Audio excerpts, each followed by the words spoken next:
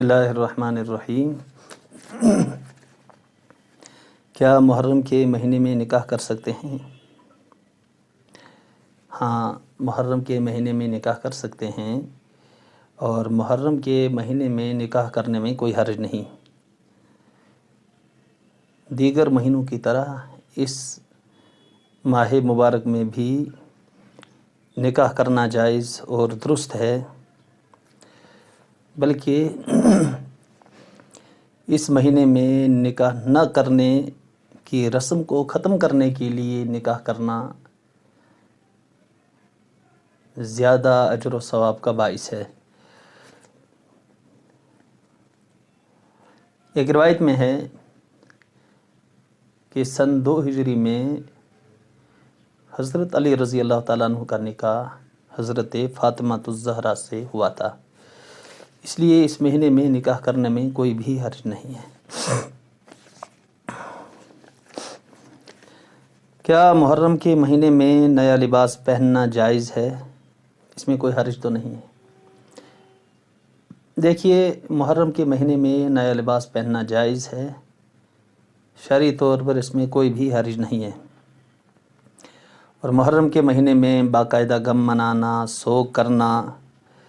اور ہر خوشی والے کام سے گریز کرنا، یہ سب چیزیں شرعاً غلط ہیں اور یہ چیزیں درست نہیں ہیں۔ شریعت مطہرہ کا حکم تو یہ ہے کہ شوہر کے علاوہ کسی کے مرنے کے بعد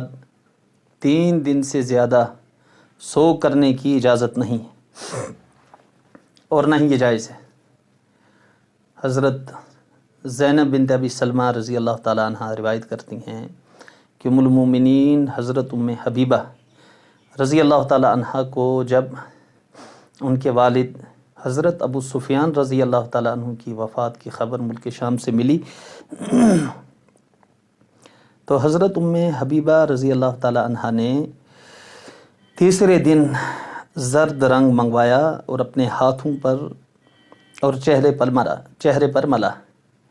اس کو بطور خوشبو اس زمانے میں عورتیں استعمال کیا کرتی تھیں، اور فرمایا کہ میں تو اس سے بے نیاز ہوں، اس سے مستغنی ہوں، مجھے بناؤ سنگار کی ضرورت نہیں۔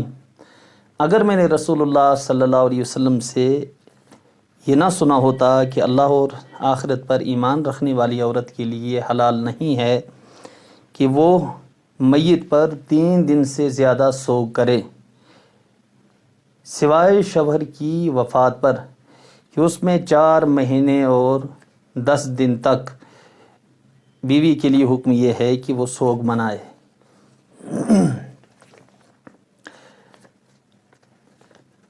باقی جو محرم کے مہینے میں سوگ کی وجہ بتائی جاتی ہے کہ اس مہینے میں نواسۂ رسول مقبول صلی اللہ علیہ وسلم حضرت سیدنا حسین رضی اللہ تعالیٰ عنہ اور ان کے بڑوں اور چھوٹوں کو ظالمانہ طریقے پر اور بے دردی سے شہید کیا گیا۔ اس بارے میں علامہ ابن کثیر رحمۃ اللہ علیہ فرماتے ہیں کہ ہر مسلمان کے لیے مناسب یہ ہے کہ اس کو حضرت حسین رضی اللہ تعالیٰ عنہ کی شہادت کا واقعہ غمگین کر دے، اس لیے کہ وہ مسلمانوں کے سردار اور اہل علم صحابہ میں سے تھے۔ آپ رسول اللہ صلی اللہ علیہ وسلم کی افضل لخت جگر حضرت فاطمہ الزہرا رضی اللہ تعالیٰ عنہ کے صاحبزادے ہیں، اور آپ رسول اللہ صلی اللہ علیہ وسلم کے نواسے ہیں۔ آپ عبادت کرنے والے، پرہیزگار، متقی، بہادر اور بہت زیادہ سخی تھے۔ اس لیے حضرت حسین رضی اللہ تعالیٰ عنہ کی وفات پر یوں نہ غم منائے اور نہ ہی جزا و فضا کرے، اس لیے کہ یہ چیز ذہن میں رہنی چاہیے، حضرت حسین رضی اللہ تعالیٰ عنہ سے افضل ان کے والد حضرت علی رضی اللہ تعالیٰ عنہ ہیں۔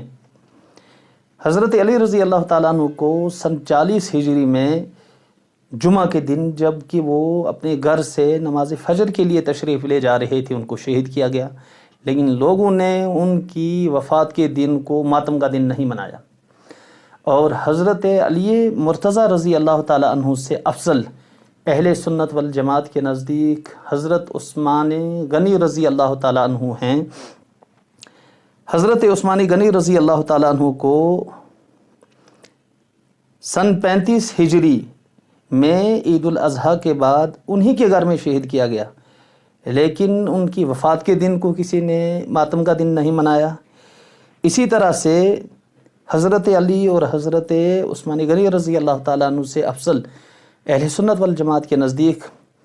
خلیفہ دوم سیدنا عمر بن الخطاب رضی اللہ تعالیٰ عنہ ہیں، جنہیں مسجد کے محراب میں نماز کی حالت میں جب کہ وہ قرات کر رہے تھے شہید کیا گیا، لیکن ان کے شہید ہونے کے بعد کسی نے ان کی وفات کے دن کو ماتم کا دن نہیں بنایا، اور رسول اللہ صلی اللہ تعالیٰ علیہ وسلم جو دنیا اور آخرت میں بنی آدم کے سردار ہیں، ان کی وفات کے دن کو بھی کسی نے ماتم کا دن نہیں منایا۔ لہٰذا تعلیمات نبوی سے یہ درس ملتا ہے کہ شہادت کا مرتبہ ایک عظیم مرتبہ ہے، یہ انتہائی سعادت کا مقام ہے، اور یہ ایسی نعمت ہے اور ایسی سعادت ہے کہ صحابہ کرام رضوان اللہ تعالیٰ علیہ مجمعین کے زمانے میں اس کے حصول کی تمنا بڑی شدت سے کی جاتی تھی، اور یہ ایسی چیز ہے جس پر غم نہ منایا جائے۔ حضرت عمر فاروق رضی اللہ تعالیٰ عنہ تو اس چیز کی دعا مانگا کرتے تھے، اللہم انی اسألک شہادتا فی سبیلک و وفاتا فی بلد حبیبک۔ لہٰذا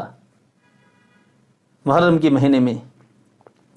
نیا لباس پہننا بھی جائز ہے، شادی اور نکاح کرنا بھی جائز ہے، خوشی والے کام کرنا بھی جائز ہے، اور غم منانا، سوگ کرنا یہ شرعی طور پر جائز نہیں ہے۔